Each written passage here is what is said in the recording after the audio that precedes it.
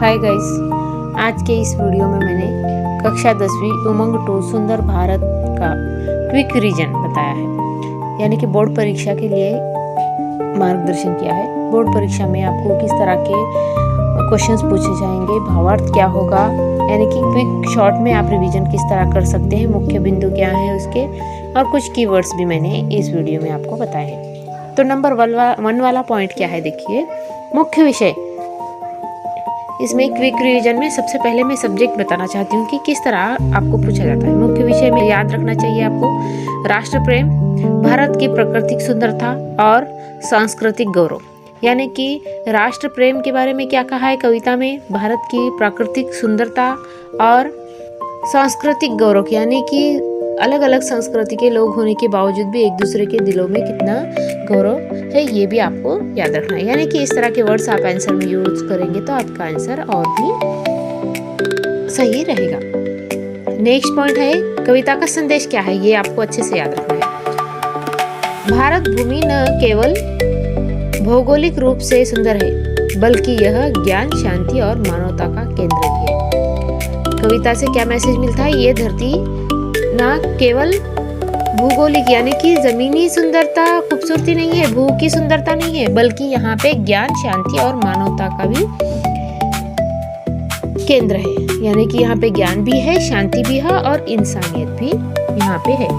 ये भी चीजें, यानी कि संदेश जब पूछा जाएगा, मैसेज जब पूछा जाएगा, तो ये चीजें उसमें आपको जिक्र करना जरूरी है। उसके बाद मुख्य बिंदु में क्या है, देखिए हिमालय का गौरवशाली वर्णन, गंगा यमुना जैसी पवित्र नदियों का महत्व, भारत की धरती का स्वर्ग से भी सुंदर होना और विश्व को शांति और अहिंसा का मार्ग दिखाना। यानी कि ये 4 पॉइंट आपके मुख्य बिंदु है। कोई भी अगर आंसर पूछा जाए तो आपको ये 4 पॉइंट को उस आंसर में ऐड करते हुए आप अगर आंसर लिखेंगे तो हो सकता है आपका आंसर और भी हेल्पफुल रहेगा, अच्छा रहेगा, और ताकि आपको वो आंसर्स के मार्क्स पूरे आ जाएंगे। क्योंकि मुख्य बिंदु लेसन के क्या है ये आपको अगर याद है तो इससे आपका आंसर बहुत भी अच्छा दिखेगा और वहाँ पे पूरे मार्क्स आपके पक्के। उसके बाद नेक्स्ट पॉइंट क्या है, देखो कविता है तो उसमें भावार्थ पूछा जाता है। तो भावार्थ में क्या है, देखो प्रथम अंश में मुख्य क्या बातें याद रखनी है।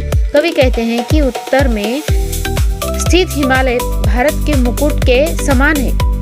यहाँ की नदियाँ धरती को उपजाऊ और हरा भरा बनाती है। भारत की प्रकृति इतनी मनमोहक है कि देवता भी यहाँ जन्म लेने के लिए तरसते हैं। यानी कि फर्स्ट पंक्तियों में लेखक क्या कहना चाहते हैं, देखो यहाँ उत्तर में स्थित हिमालय है, कहाँ पे, भारत का मुकुट के बनके, मुकुट के समान, भारत के ताज के समान कौन है, हिमालय। और उसके बाद क्या है, नदियां हैं, नदियां को उपजाऊ यानी कि बहने वाले, नदियां को हिमालय के चरणों में, पैरों में बहने वाला बताया है। और हरा भरा सा जंगल, ये भी धरती, यहाँ की धरती की बहुत ही खूबसूरती बढ़ाता है। भारत की प्रकृति इतनी मनमोहक है कि देवता भी यहाँ जन्म लेने के लिए तरसते हैं। यानी कि यहाँ की जो पृथ्वी है, यहाँ की जो आकर्षकता है, यहाँ की जो सुंदरता है, ये ऐसा लगता है जैसे कि देवता यानी कि ईश्वर भी यहाँ पे जन्म लेने के लिए तरस रहे हैं। इतनी खूबसूरत यहाँ का दिखावा है जो कि हम शब्दों में बयान नहीं कर सकते। फिर भी यदि आपसे पूछा जाए कि भारत की प्राकृतिक सुंदरता कैसी है, तो उत्तर में आपको क्या लिखना है, देखो भारत की प्रकृति वैभवशाली है। यहाँ हिमालय जैसा रक्षक और गंगा जैसी जीवनदायिनी नदियां हैं जो इसे विश्व में अद्वितीय बनाती है। यानी कि यहाँ की सुंदरता प्राकृतिक वैभवशाली है, यहाँ की प्रकृति वैभवशाली है, और हिमालय और गंगा नदी, ये सारी चीजें, ये सारे भारत को पूरे विश्व से, पूरे दुनिया से अद्वितीय बनाती है। यानी कि पूरे दुनिया से हटके दिखने वाला दृश्य दिखता है। किसी वजह से, हिमालय की और गंगा, यानी कि गंगा जैसी जो नदियां बहती है, और ये हिमालय पर्वत जो इतना बड़ा है, यहाँ की प्रकृति जो वैभवशाली, इतनी बड़ी, इतनी सुंदर है, इसकी वजह से, ये इन चीजों की वजह से भारत क्या दुनिया से थोड़ा अलग दिखता है, अद्वितीय दिखता है। विश्व यानी क्या, दुनिया। नेक्स्ट हमें क्या देखना है, देखो इंपॉर्टेंट पॉइंट, क्वेश्चन आंसर्स किस तरह के पूछे जाते हैं। सुंदर भारत कविता का मुख्य उद्देश्य क्या है, यानी कि सुंदर भारत कविता का मुख्य मकसद क्या है, ये पूछना चाहते हैं, उनका उद्देश्य क्या है। तो इस कविता का मुख्य उद्देश्य विद्यार्थियों के मन में देशभक्ति की भावना जगाना और उनके अपने देश की महान विरासत व प्राकृतिक सुंदरता से परिचित कराना है। कवि का मुख्य उद्देश्य है कि हमारे विद्यार्थियों के मन में देश के प्रति देश के भावना जगाना, देशभक्ति की भावना जगाना, देश के बारे में प्रेम जगाना और उसी के साथ साथ इस महान देश के विरासत या प्राकृतिक सुंदरता से परिचित कराना, यानी कि आपको इस देश की सुंदरता की भी मालूमात कराना, ये सुंदरता किस तरह है, हमारा देश कितना सुंदर है, ये भी आपको परिचित कराना और बताना चाहते हैं। परिचित कराने यानी कि बताना चाहते हैं, समझाना चाहते हैं कि हमारा देश कितना सुंदर है, ये आपके सामने प्रस्तुत करना चाहते हैं इसी तरीके से। नेक्स्ट क्वेश्चन है, हिमालय को भारत का गौरव क्यों कहा गया है। इस तरह का भी अगर क्वेश्चन पूछा जाए तो आपको आंसर किस तरह देना है। देखो, हिमालय सदियों से शत्रुओं से हमारी रक्षा करता आ रहा है और यह हमारी अडिगता और ऊंचे विचारों का प्रतीक है, इसलिए इसे भारत का गौरव कहा जाता है। देखो, हिमालय को ही भारत का गौरव क्यों कहा गया है अगर पूछा तो आपको कहना है कि हिमालय सदियों से शत्रुओं से हमारी रक्षा करते आ रहा है और यह हमारी अडिगता और ऊंचे विचारों का प्रतीक है, यानी कि हिमालय इतना ऊंचा हिमालय जो है, ये ऊंचा हिमालय हमारे बहुत शत्रुओं से, हमारी सदियों से हमारी रक्षा करते आ रहा है शत्रुओं से। और सबसे बड़ी ये बात है कि हमारी इसकी ऊंचाई, ये ऐसा महसूस होता है कि ऐसे हमारे ये ऊंचे विचारों का प्रतीक है, ये हमारे यहाँ के लोगों का जो सोचने की शक्ति है, यहाँ के भाव है, यहाँ के लोगों का जो प्रेम है, यहाँ के लोगों का जो भावनाएं हैं, एकदम इनके विचार जो है उच्च है, ऐसा बताने वाला एक हमारा प्रतीक है, इसीलिए भारत का गौरव कहा गया है। किसको? हिमालय। नेक्स्ट क्वेश्चन क्या है, देखो, भारत को स्वर्ग से सुंदर क्यों माना गया है। भारत की हरियाली, विविध ऋतुएं, पवित्र नदियां और यहाँ के लोगों के ऊंचे संस्कार इसे स्वर्ग से भी अधिक श्रेष्ठ बनाते हैं।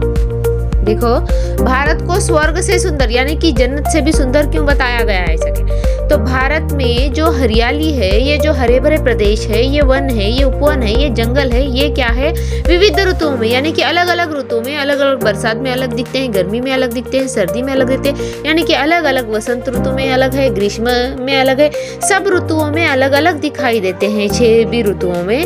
और यहाँ की पवित्र नदियाँ जो है, ये लोगों को ऊंचे संस्कार इसे स्वर्ग से भी अधिक, यानी कि यहाँ की पवित्र नदियाँ और यहाँ के लोगों के संस्कार जो एक दूसरे के बारे में प्रेम है, आत्मीयता है, एक दूसरे के बारे में मिलनसारपना है, ये जो संस्कार यहाँ के लोगों में है, ये सब चीजें क्या है, स्वर्ग से भी अलग दिखाने वाले, दर्शाने वाले हैं, इसीलिए यहाँ पे क्या कहा जाता है, भारत को स्वर्ग से भी सुंदर कहा जाता है, यानी कि इन सब से श्रेष्ठ बनाने वाले दिखाई देते। किन चीजों से? हरियाली, यहाँ के विविध ऋतु और पवित्र नदियाँ और यहाँ के लोगों के विचार, यानी कि संस्कृति, यहाँ के लोगों की अलग अलग जाति धर्म के होने के बावजूद भी इनकी संस्कृति में क्या चीजें दिखाई देते, कितनी ऊंची संस्कृति है इन लोगों की, ये किस तरह रहते हैं, ये दिखाई देता है। उसके बाद ये लेसन पे ग्रामर किस तरह का पूछा जाएगा। देखो, पर्यायवाची शब्द पूछे जाएंगे, जैसे कि कविता में लिखा है, आकाश, पर्वत, नदी, भारत। आकाश यानी गगन, नभ, अंबर। पर्वत यानी शैल, गिरी, भूधर।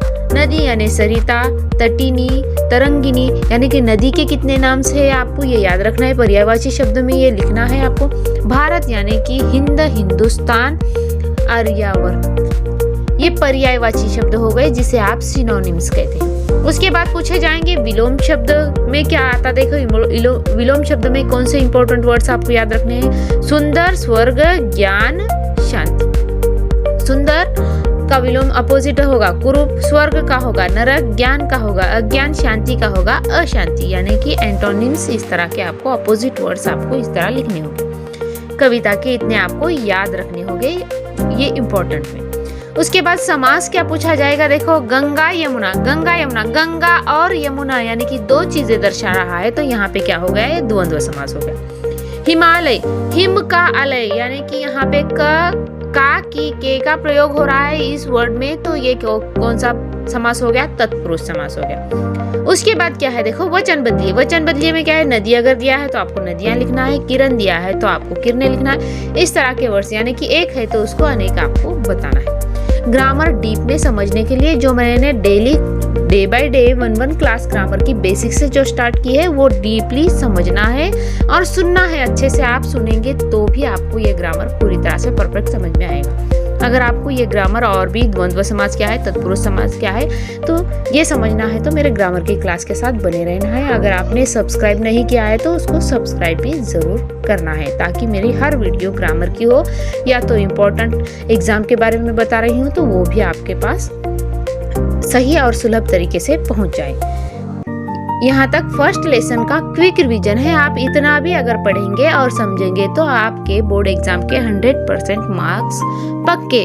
और अभी फिलहाल में FA1 का एग्जाम होने वाला है, तो उसके लिए भी आपको फर्स्ट लेसन पे क्वेश्चंस पूछे जाएंगे, तो इसके लिए आपको ये बहुत 100% यूजफुल रहेगा। तो आप इस वीडियो को अंत तक देखना है, समझना है और उसी तरह पढ़ना भी है वीडियो में एक नए अंदाज से।